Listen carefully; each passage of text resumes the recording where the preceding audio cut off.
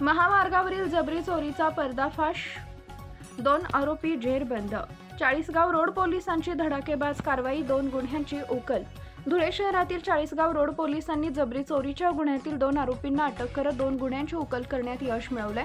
रात्र गस्ती दरम्यान संशयित हालचाली आढळून आलेल्या 2 इसमांचा पाठलाग करून पोलिसांनी ही कारवाई केली.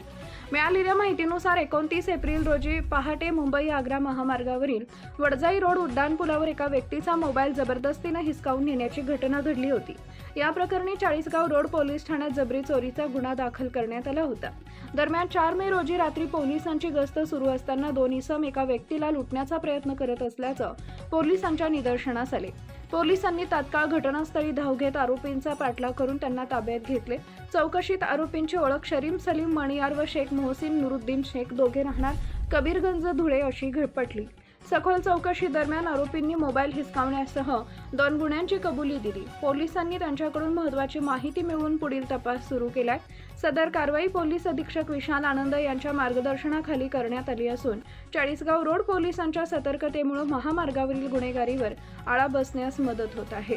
लाईक करा, शेअर करा, सबस्क्राईब करा आणि बेल आयकॉन प्रेस करा.